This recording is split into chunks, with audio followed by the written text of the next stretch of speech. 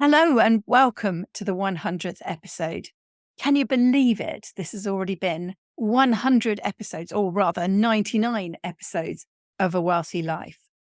My name's Vicky Washay, and this episode is going to be slightly different. I've decided to bring together some of the clips, some of the essence of what A Wealthy Life is about into this one compilation episode for you. So it's going to be different in that you won't just hear either me or me and one guest. It'll be slightly longer, but it's going to be full of insights and wisdom, and not just my shared wisdom. It will include the wisdom of past guests as we go through and celebrate these past 99 episodes of A Wealthy Life. Throughout this podcast, my goal for you, and I assume your goal for yourself, is about success in whatever form that takes for you. Maybe it's making more money. Maybe it's about more time with those you love, of course, rather than more time with those that you don't. Maybe it's achieving something like a goal or a challenge. Whatever the word success means for you, and you could relate that to happiness or achievement, or if you want to, winning. That word success is supposed to encompass that whole sense of, if I set my mind to something, if I decide what I want, success is achieving what I want. Success is achieving your goals, living the life that you want to live. Now, the opposite of success, of course, is failure. That's quite an easy one to match up. And for me, while success is the result of making a decision and following it through, failure, in my definition, is the result of making a decision and getting it wrong. Now, wrong's a very judgmental word, but you can't fail if you never attempt anything. Doing nothing is not failure.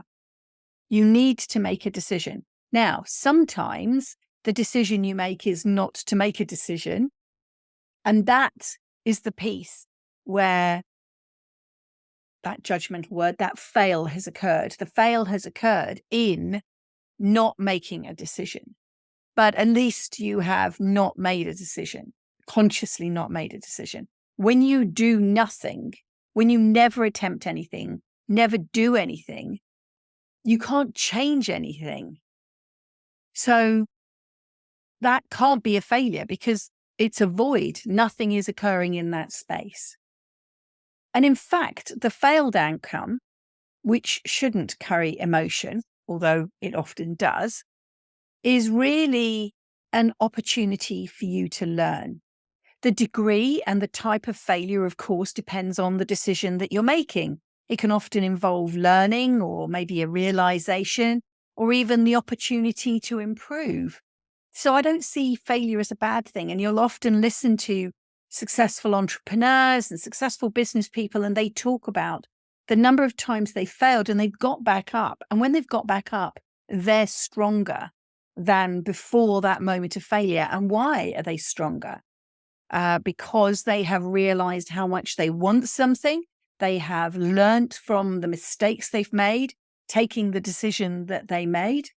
And so they have more knowledge, more experience, more drive, more determination. Regret. An interesting thing to discuss on a 100th celebration episode, but I think it's a really important one, and I really want this to carry you for the year forward. Regret is completely different. Regret is something about absence. And remember what I said to you, you cannot fail unless you have attempted to take a decision, attempted an action, and then not succeeded at it. The lack of making a decision is actually the void. That's where regret sits for you. Regret is the absence of action. It's something that is now missing in your life or lost. It could be a lost love that you never asked out. It could be an opportunity that presented itself that you didn't recognize or you didn't take. Regret, unlike failure, is where the emotion lies. And we often conflate these two things together. Regret comes with recriminations, and people often justify the regret and the emotion that they're feeling by using the word failure. But Can you see how they're not the same thing? And what I want you to do is not be afraid of failure. When you're planning something, and I will have spoken to this many times, there are risks in cracky every decision we take, whether you choose to cross the road and whether you look right or left. Crossing the road is dangerous. And the way we mitigate that danger is to look left and to look right, or depending on the country you're in, maybe to look right and look left. But you can mitigate the risks in taking actions and therefore mitigate or reduce the potential that you might fail, that the decision that you're taking, the action that you're taking won't be a success for you. But at least you're doing something, you're moving forward. And some people's journeys are about learning. And some lessons you'll need to learn more than once. Let's hope you don't. But I've certainly had to learn lessons more than once. And so you will make a decision, take an action, not succeed at it, reflect on what went wrong if it's important to you. And usually they are. And understand how you could do it better and then go again. And that's all about movement forward. That's all about progression. And I think if you're listening to this podcast, you are someone who wants to move forward with their life, that you want to be the driver of this earthly vehicle that you're in.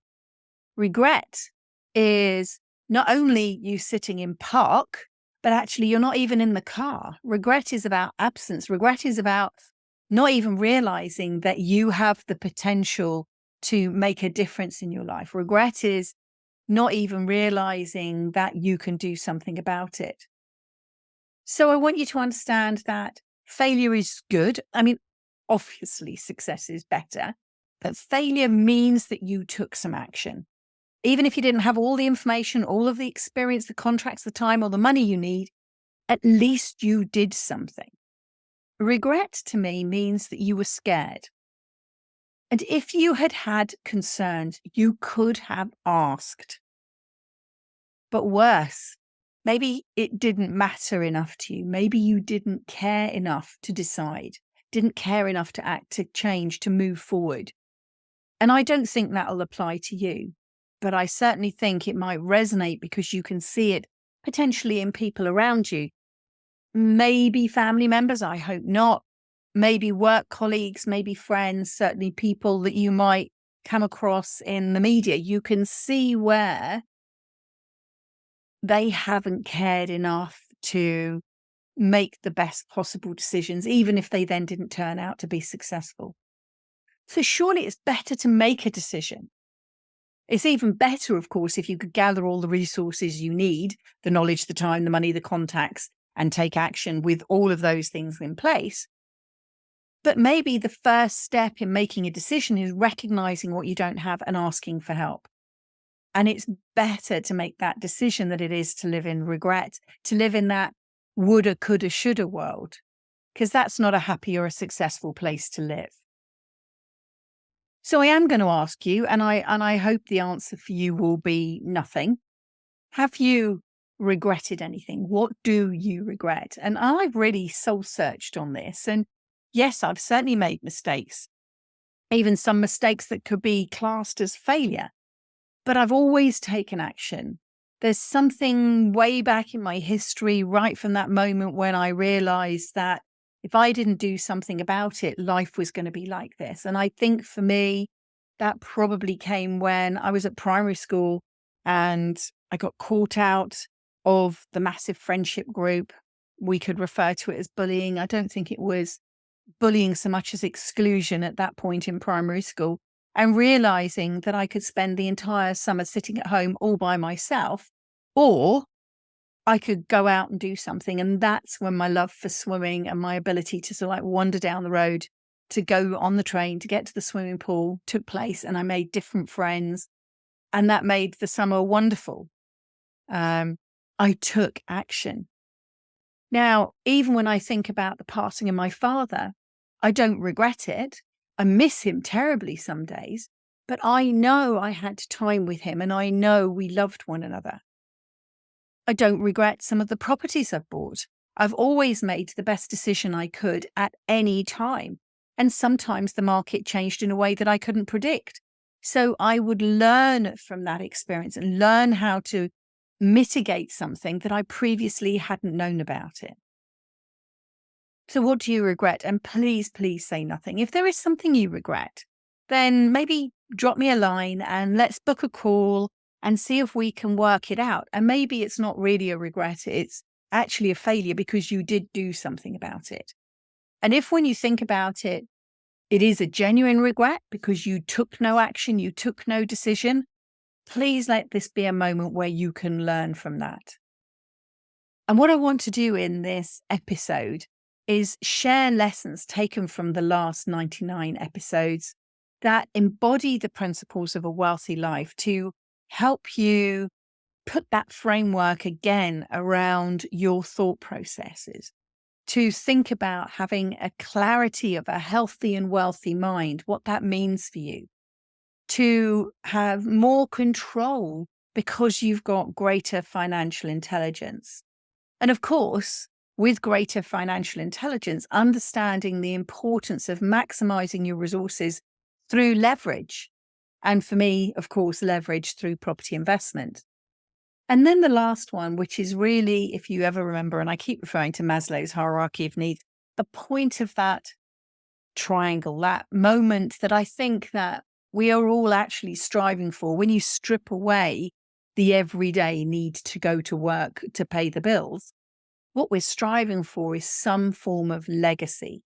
And can you imagine what it would be like if the legacy that you left, yes, had some tangible outputs, but was a legacy of inspiration, that you were someone that people went, I miss them because they shared so much with me. I missed them because their lives inspired me. I missed them because they said something that helped me make my life better.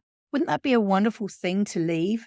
That you helped other people make their lives better through something you said, something you did. Could be your children, it could be family, it could be friends, it could be your community. So these 5 principles are and have always been the cornerstone of this podcast. They are the foundations of my successes in my life, the way that I have created my own wealthy life in a way that I want to live it.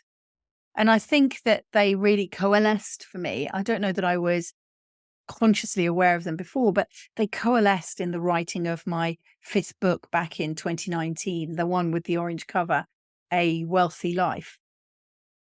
It was a different world then. And whatever you think of the times that followed, yeah, it's been crazy. But back in 2019, I wish if I had a time machine that I could go back and call the book A Wealthy Life, a plan to survive a pandemic.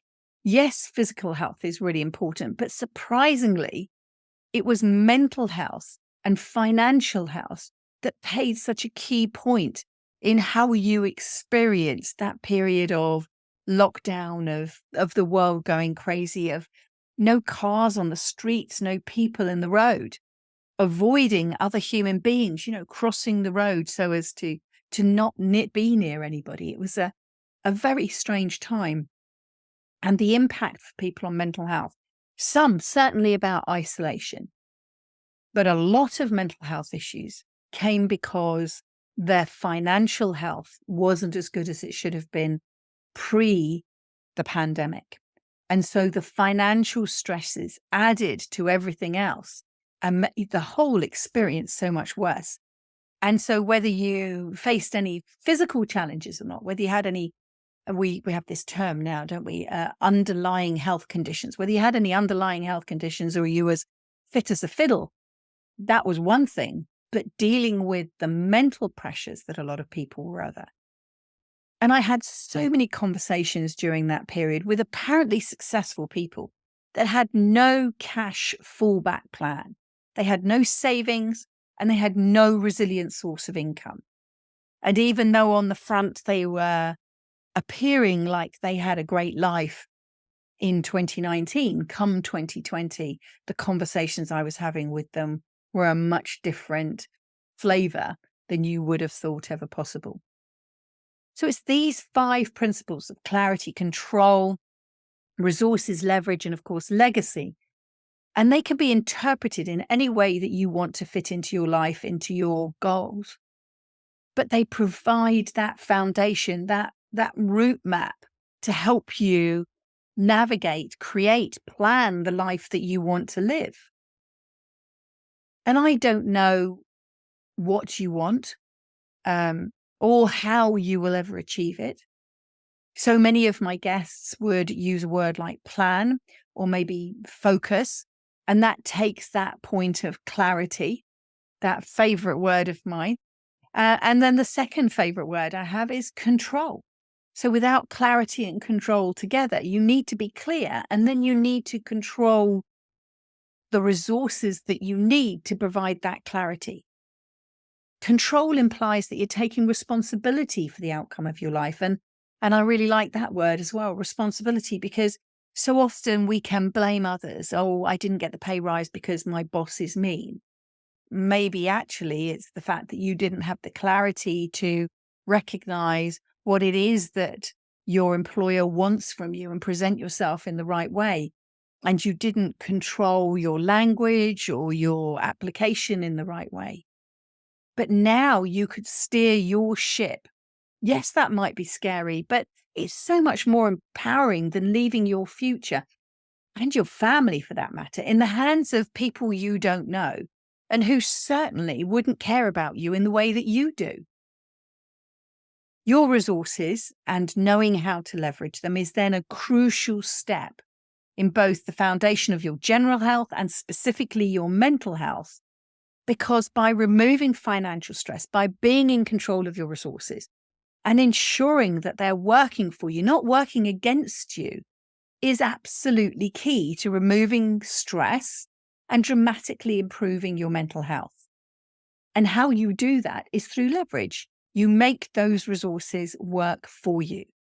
I could literally relay conversations I've had with people, especially couples, where I could see the stress drop off their shoulders once they started to think about, we have resources, and these resources can be used by us, by our direction, leveraged in a way that we want to make them work so that we can achieve the life that we want and work together through that.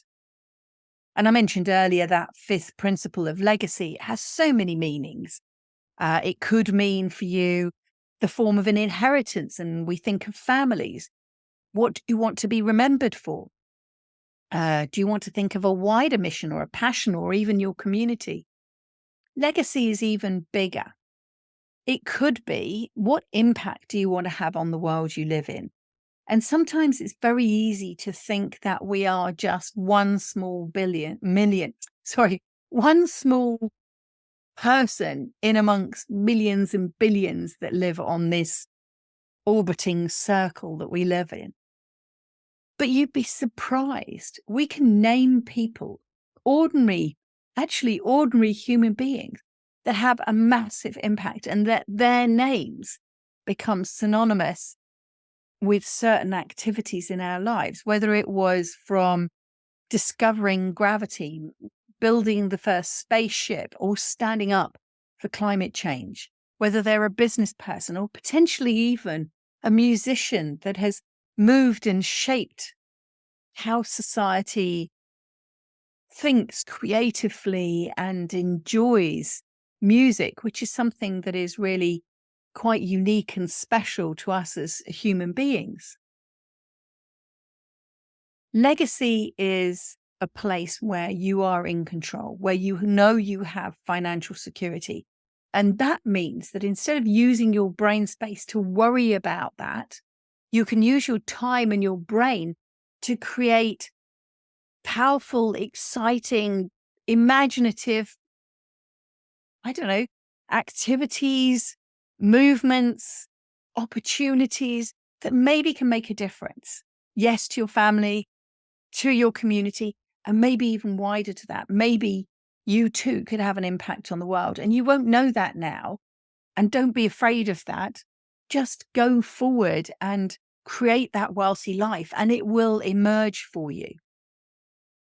I know that I can help people create a second income through property investment. And I know that that provides them with financial security, income, and eventually the time that they need and want to create and enjoy the life that they want to live, however big or specific their plans are.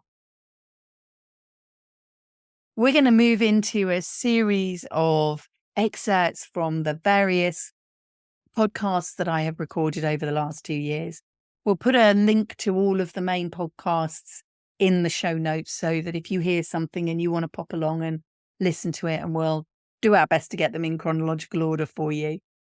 But this very first section is going to be an introduction to clarity. And in this first group of clips, you're going to be able to remember, if you've listened to the episodes before, the importance of knowing your own mind. Your ability to make the best decision possible is rooted in your head. It is the set of your mind, your mindset. And without conscious awareness of your own predetermined thoughts, you could be making life much harder for yourself than it needs to be. So if you have in your head a set of values, a set of myths that you've been told by your family, they can be influencing your thoughts, predetermining your thoughts before you even make your decisions. And if you don't become consciously aware of those, life can be much harder. So focus on the most important question. Why? Why am I here? Why am I living like this? Why do I want to live like that, whatever that is for you? Why is that important to you? And then you'll be in a position where you're ready for the second principle. Let's listen to some clips first, and then I'll come back and I'll speak to you about the second principle of a wealthy life: control. This podcast is designed to provoke your thoughts, provide practical exercises and ideas, and equally to challenge your beliefs, I hope, to occasionally point towards the way that you can make your money work harder, the way that you can control your finances better. And of course, it all starts with greater clarity. And one of those questions about clarity is to actually ask the question, what do you want for your family? What do you want for your children or maybe your grandchildren? And if you don't have children or plan to have children, then what do you want for yourself? I want to start this episode by reading a poem that gives me goosebumps. It's actually an extract from a book called A Return to Love. I've never read the book. It's by a lady called Marianne Williams. Our deepest fear is not that we're inadequate. Our deepest fear is that we are powerful beyond measure. It is our light, not our darkness, that frightens us most. We ask ourselves, who am I to be brilliant, gorgeous, talented, fabulous? Actually, who are you not to be? You are a child of God, and your playing small does not serve the world. There is nothing enlightening about shrinking so that other people won't feel insecure around you. We are all meant to shine as children do. We were born to make manifest the glory of God that is within us. It's not just in some of us, it's in everyone. And as we let our own light shine, we unconsciously give other people permission to do the same. As we are liberated from our own fear, our presence automatically liberates others. And sometimes someone will challenge you. Maybe I'm challenging you to take a step bigger in terms of the thinking that you thought possible. If we remove financial stress and work stress and everything else, families won't have to separate. Children won't have to not have their parents. Children won't have to live in houses with negative energy or arguing. People won't have to resort to drugs or alcohol or aggression to make themselves feel better. People will move away from greed and move towards sharing. That's all I want to do, to share my story, to share my insights as widely as I can, and then help you create a business as I have done that will give you the freedom to live in the way that you want. Why is the question you should be thinking here. Why should I be thinking about my finances going forward? You don't have the answers to that question. You won't know to prioritize focusing on your finances over the next few months. Why should I invest in property? If you don't know the answer to the question why, you won't then want to get into the what does that mean and how can I do it? So you see how why opens everything, but also at the same time narrows. It opens up your thinking because it's the point at which you start gathering top level information about the topic you are considering or the decision you are facing. What I've realized is that when you shift your thinking, and this is why I say this, everybody, change your mind, change your life. Once you shift your mindset, everything shifts for you. But there has to be a willingness in you. And I know it's very scary for a lot of people because it means letting go of everything that you think you know. Mm. I thought I was in control. I needed to be in control, I should say. And after the pandemic, when I realized, okay, no, I'm not in control of anything really other than myself. Let me just focus on me and what I can do right now in this moment. So the first A is awareness. That's the first stage of our coaching practice. The next one is taking action. And then the final one is achievement or measuring the success. So everything starts with awareness, though. It's recognizing that there is a way that you can influence your life. You have control over it to improve it. It's all about how we feel. Part of the awareness is I feel bad. I feel frustrated. I feel stuck. I feel something, right? And we get so good at ignoring those things or just saying like, well, we make excuses. It provides my income. I can at least eat, there's this, there's that. There's a certain point where that doesn't become good enough, or that's such a foundational building block that we can grow from that. Welcome back. I hope you enjoyed some of those clips. So now we're going to be talking about control or thinking about control. And once you understand that question why that I posed to you earlier, that is so helpful in gaining clarity, then how becomes an important question. So I'm clear on why I want something. Now, how can I achieve that? How can you take back control of your thoughts, your life, your finances in a way that is going to make your path to the life you want to live as easy as possible? And as I mentioned before, not one that is predetermined by family myths, even societal norms or outdated rules. Now, I'm not advocating breaking the law, although I'm a great one for another rule as long as I agree with the rule. And if I don't agree with the rule, then I'm not always sure that I want to follow the rule. But generally, I am very law abiding. So taking the bigger principles, not breaking the legal laws is important. But actually pushing at the boundaries of what society thinks is acceptable, not in order to hurt others, but in order to break through constraints that are limiting you to achieving what you want to achieve. And I suppose this is maybe the difference between this and hedonism. So hedonism, you're way off there and you don't really care about anybody else. You're focused on how you want to live your life and everybody else be damned.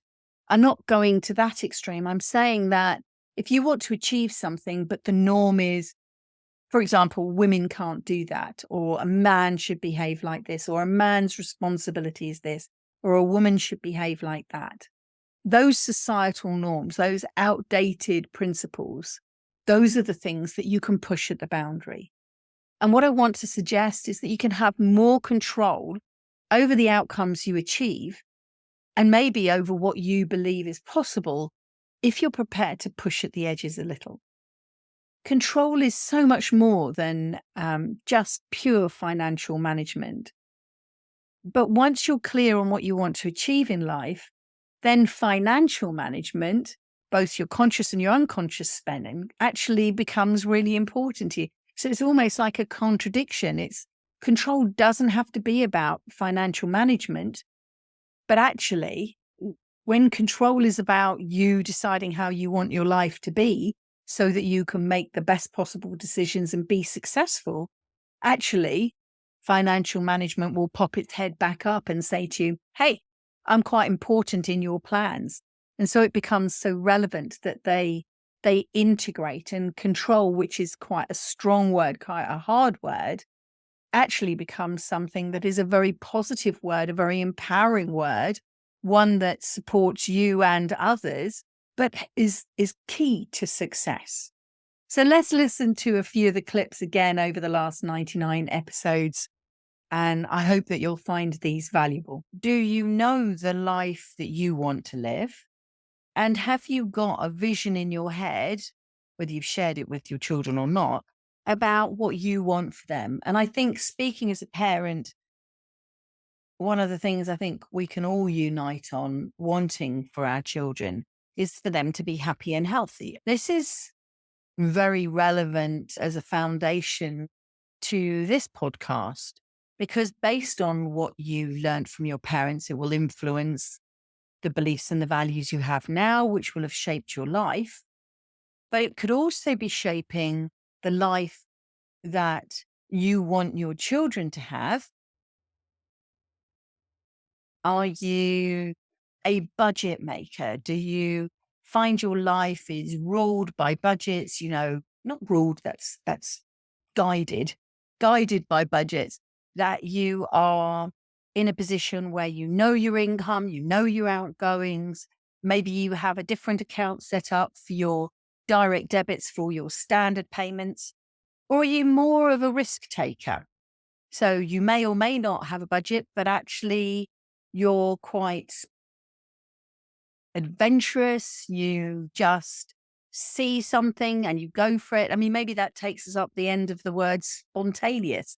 Maybe you're actually spontaneous. If you want something, you buy it. You don't cast a mind as to whether that's something that you can afford, whether it's in your budget, whether it's within your financial gift, as it were, your financial position to actually buy that.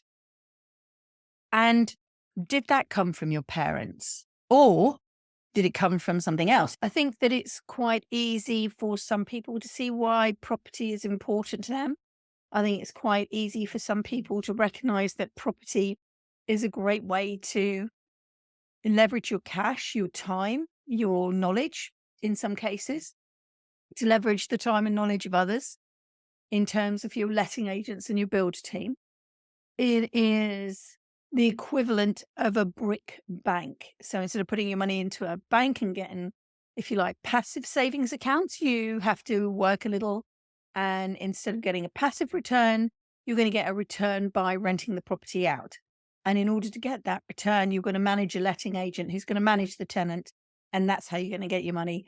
And therefore, you're going to get a better rate of return than you would in the banks. Okay. So why is this extra important for women? And even if you're a man, why should you listen? So let's do, if you're a man listening to this at the moment, why should you listen? Because you'll know women. You'll maybe be married or partnered with one. You might have a sister. You might have a daughter at some point, either now or in the future. You might even have friends that are women. And if you're a woman, then you're a woman. If you don't get in control of your finances, then nothing else is going to make sense for you. Consumerism is part of our modern world. Not being aware of your spending habits is dangerous. And so is there a better way? Of course there is. It's conscious consumerism or conscious spending. And the benefits of conscious spending is that you shift your thinking so that a boring budget isn't a boring budget anymore. It's a decision-making tool that helps you identify opportunities and threats to your wealth plan. It's identifying things that will speed up or slow down your opportunity to live a wealthy life. Welcome back again. So, we've been talking about control, and especially how financial control will naturally lead you to a greater point of success, that it'll rise back up as your plans move you forward. But also, financial control will naturally lead you to a greater understanding of your resources. It's going to be very difficult to have control over your finances if finances are a subset of your resources, if you don't know what your resources are. So understanding your resources and then the realization that they could be working harder for you so that you don't have to. That's the point here with leverage. Leverage is a technique, maybe it's even a skill that identifies your resources, leverages them, levers them into a position where they are creating a greater return for you. So this could be about investing your money so that your money generates a return, but it could also be, for example, paying £10 an hour to get a cleaner in, leveraging your time. So you pay a cleaner £10 an hour and you actually do some activity that earns you £100 an hour. You've leveraged your time. For me, the best lever, of course, is a loan from a bank that pays for 3/4 of a house that I can then buy and benefit from the profits after the rent is paid. But landlords and property investment get a bad press. And remember that question, why? Yes, some landlords are greedy, and frankly, some tenants deluded about their share of the responsibility. If I give you an example, in one of our properties, our tenant has lived and raised their son for over 8 years, and they want a new kitchen. The property is immaculate, and they want more, they want better. And I want a reliable tenant that takes care of my property, pays the rent on time. It's not so much as a partnership, but a mutually beneficial contract. It's a leverage of my resources, my financial resources, combined with that bank loan that has enabled me to buy this property, that provides a decent home for a decent family that they can't afford to buy for themselves. It's that combination of resources and leverage that enables me to provide this property. And now they want a new kitchen. So we are going to work again in a mutually beneficial contract where I will provide the money and they will provide the labor. And by doing that, they will get the kitchen they want, designed in the way they want. They work in the catering industry, and this is going to be something that they love, this kitchen. They love to cook, and they want a kitchen that they can have the space to enjoy.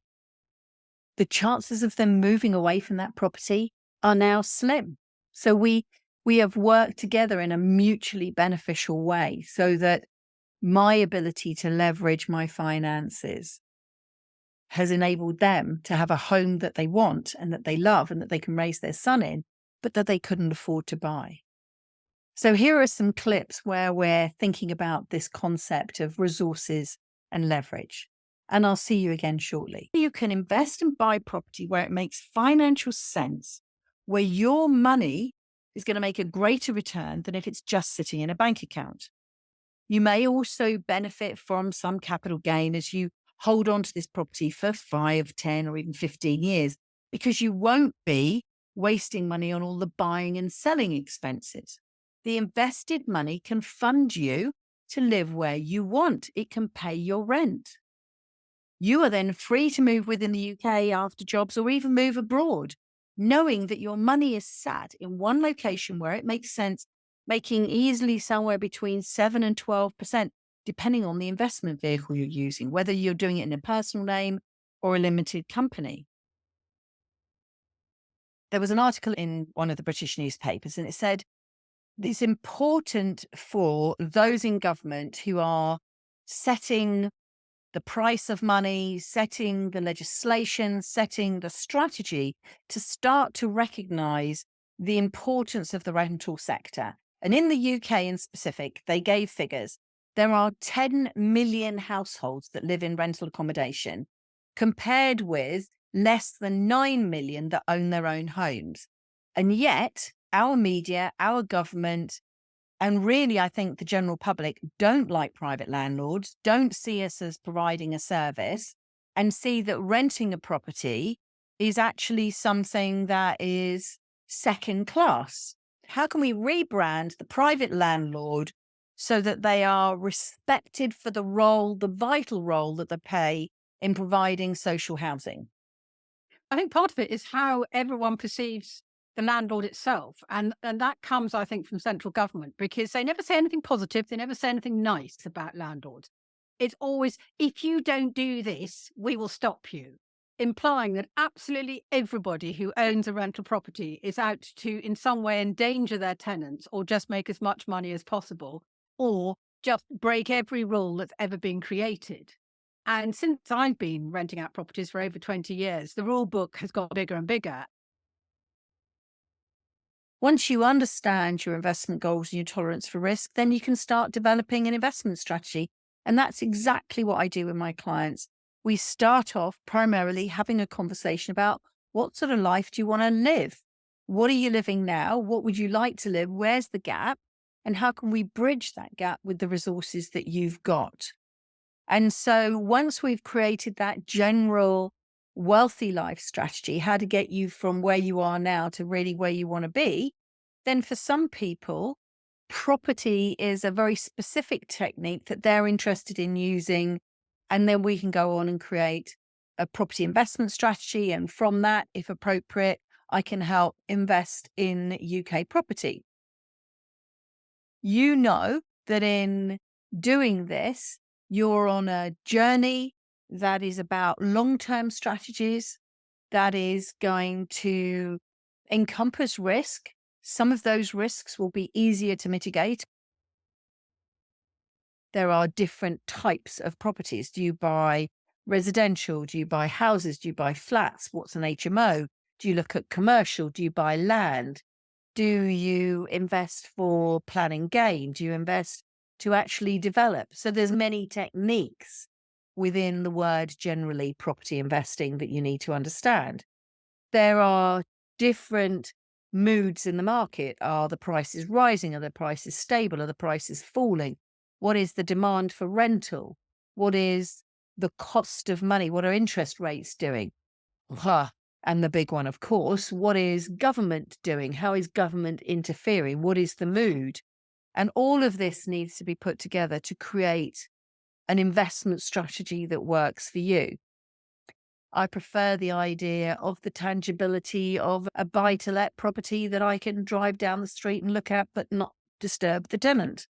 So you're going to have your own unique reasons for wanting to change your life for the better down the line. You're going to have your own unique set of values and attitudes towards risk. I think I've only ever really been stressed about money in terms of cash flow a little bit, usually around purchasing the property, maybe Yeah. waiting for some money to come in to reallocate somewhere else, but none really stressful. We've always, because I think I would be stressed if I was full-time in property and if we didn't have our salaries as our backup plan. A lot of people say, yeah, go full-time in property, but actually having that backup of salaries makes it so much easier. It doesn't make it easier in terms of time, but in terms of money, definitely way less stressful because we've got that buffer every month. Yeah.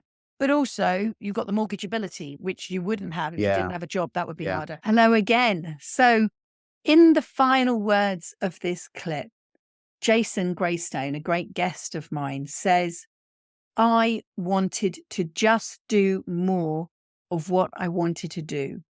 And I think that is really what we all want. Don't we all want to do more of what we want to do? What do you want to do more of? And if you then start to think about how much will that cost? Can you afford to do more of what you want to do now in terms of time and in terms of money? And if you can't, what do you need to change? Do you need more money or do you need more time? It's not always quite that easy for people. So if you can't afford to do more of what you want to do, maybe what you need to do is take more control of your resources, your time and your money, and leverage them in a way so they're working towards the life that you want. Maybe if you need more time to do more of what you want to. Again, going back to your resources as we spoke in the last section and looking at whether they are working to support you, to buy you out of the daily grind so that you can focus on the things that you are really passionate about.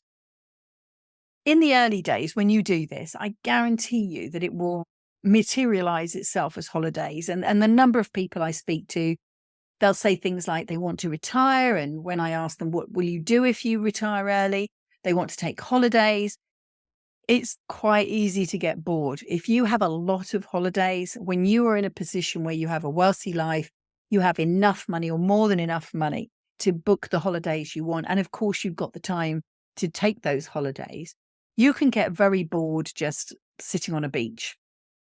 And what will happen is you will quite quickly switch to thinking about protecting the oceans, or you'll change where you travel from beaches to cities, from just looking at nature to maybe learning about history.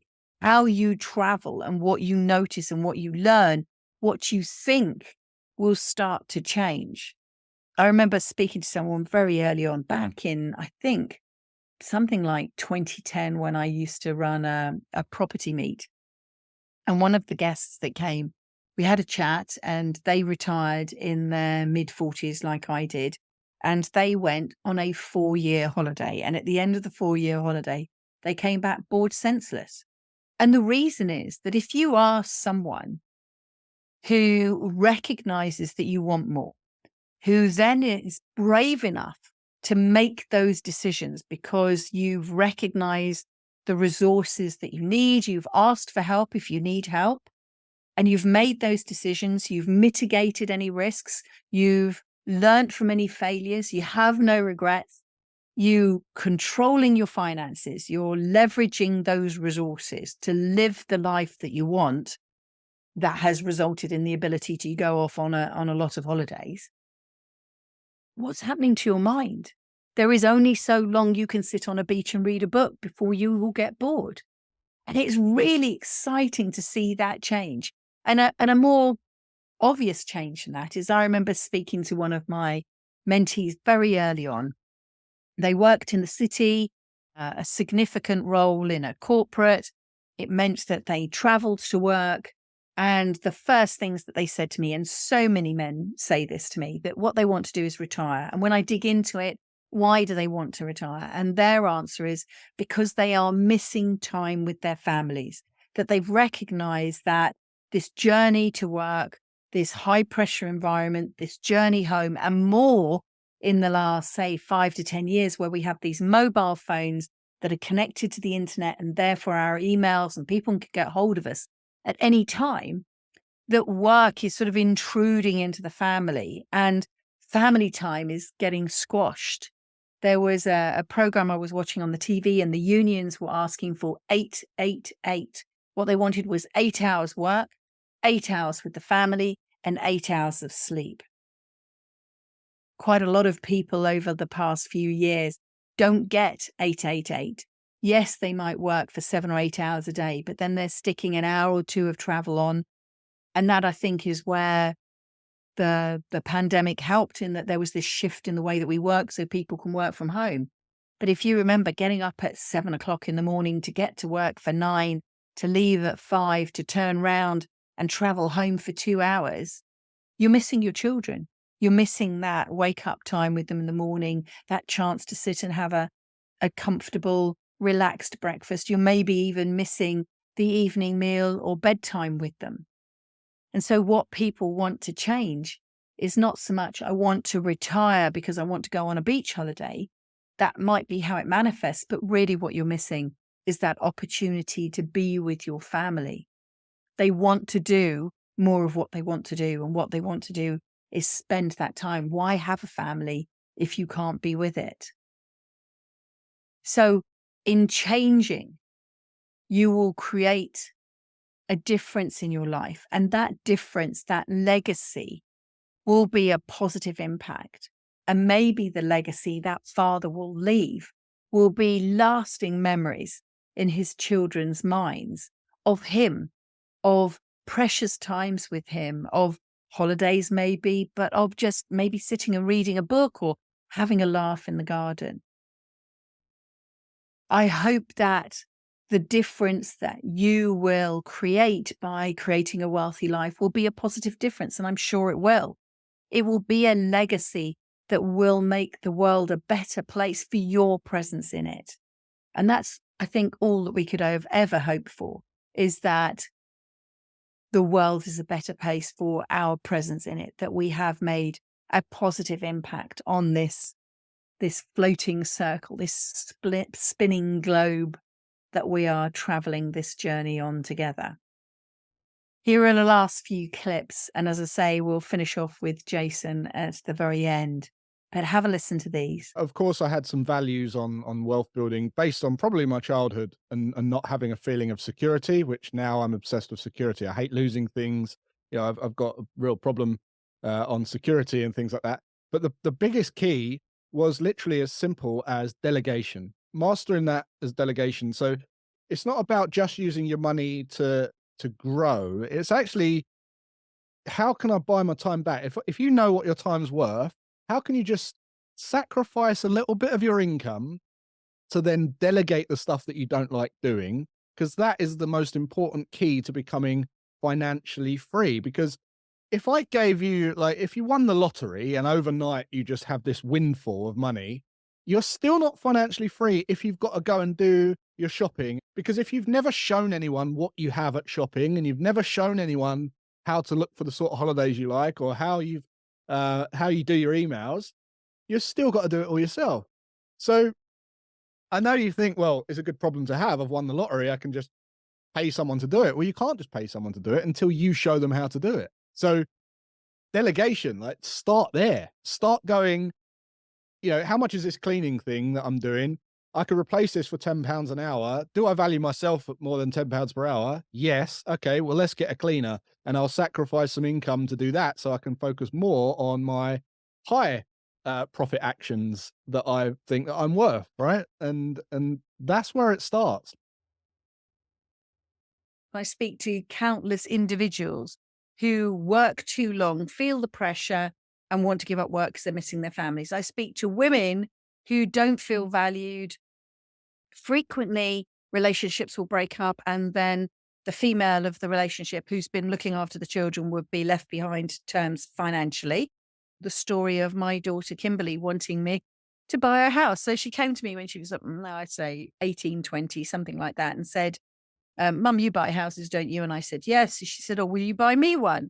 And when I finished laughing hysterically, I pointed out that that wasn't how it worked, and that I bought houses that were a business opportunity, not just, things that I freely just passed around all over the place, and showed her how to create an Excel spreadsheet of her own, work out how much a house was or a property that she wanted to buy was, and what the deposit would be, and spoke to her all about that, created the spreadsheet. And lo and behold, I think it was about 3 or 4 years later, that was it. She'd done it. And all we did at the time was lend her £6,000 to clear her car payment so that she had no outstanding loans or anything on her credit history, which would be taken off against the mortgage. So we did help her get on the ladder, but we helped her get on the ladder through education. And yet she understands more than maybe many young people who are just given a house or given a lump of money. So I think that's really interesting. The Wealthy Retirement Plan, and the principle of this book is, why wait till someone tells you you can retire to then start living, or even at that point probably planning to live the dream that you want, and then finding out that you don't have enough money? You can A, plan for your retirement much sooner, but B, then plan to retire whenever you want, in whatever way that you want. And I use the phrase a non-traditional retirement because it could be at whatever age you are. I moved not long after my 50th birthday, which is just incredible. So you were effectively semi-retired at 50. I certainly had. I mean, I suppose it depends how you define semi-retired. And I have read your book and found it very useful and kind of thought-provoking as well, and did get me to do some more thinking about my retirement and things like that. So I would, if you say semi-retired in that, do I have another income coming in? Yes, absolutely. Would it really be enough to live on right now today fully if I did nothing else? To be honest, probably not. I was going to lots of property seminars and I saw you on a few of them. I thought it was important to spend a bit of time before jumping in and seeing who I'd want to work with or whatever. And I remember our first conversation, Vicky, in which the main thing I just said was, look, I want to get into property, but I'm an amateur, I'm realizing, and I want to become a professional. I just need a strategy. So we met, I think, within a few days of that. And I think you were keen at that point to sort of underline my reasons around it. And I think you've articulated them just now. And also, I think underlying what I liked about property, because it's like any job of sorts, you're at your best when you're passionate about something. And I think I've always been really passionate about the business model of property, probably a bit less passionate about the whole maintenance and building side of it.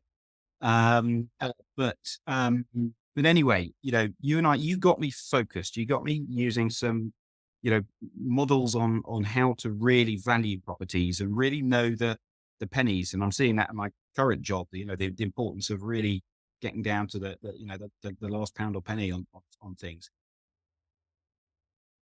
And that's where it comes down to the mind shift of, well, what do I want longer term? What do I really want longer term? I want to be doing more of that, not this. So then you have to start thinking about a plan, if you're not in that position already, to then, well, how can I move towards that and do more of that? So if I really, really valued being a fireman, I would have been a fireman, because it's not like I don't have determination or work ethic, or I would have just kept going and going, but I didn't for whatever reason. And that's because my values weren't truly aligned to being a fireman. They were aligned to something else. What that something else was security, being able to spend time with my kids. That was a really big one, because my dad had left before I was 2. It already knocked someone else up.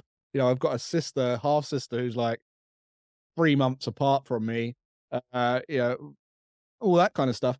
Bailiffs knocking at the door. I remember sitting in a dark flat in the pitch black. Bailiffs knocking at the door. My mum was in the bath. She wouldn't let me in because she was a bit of a prude. And I just it was horrible. And I remember all this stuff, right? And that shaped what I really wanted in life. I just wanted freedom, security.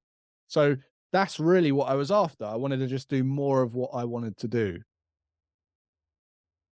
Welcome back for the final time. Thank you so much for listening. I hope that, as always, that this episode has inspired you, that has maybe left you with some whoosh, of course. So my final words. If you've enjoyed this episode, why not check out the show notes, tap into the list of episodes that we've drawn up from the quotes, and maybe go back and listen to the whole episode of something that really resonated with you. But can I ask a favor? Please, before you leave, please rate this podcast. Please leave a review. The reviews are so important, not just for ranking, but as a way to let other potential listeners know the value in this particular podcast over others. And while I can talk for England, and you know that, I hope that my words, the insights that I share, the insights that my guests share, are a worthy exchange of your valuable time. Over the next 100 episodes, I'm going to be inviting more guests, sharing more insights on how to create the life you want. And if appropriate for you, maybe our insights on how to create a second income, how to create that financial security through primarily property investment, because that's where my expertise lies. But to create that financial security so that you have more time, more money, and less stress to focus on the life that you want to live. So please, when rating and reviewing this, make sure that you also click subscribe so you never miss another episode.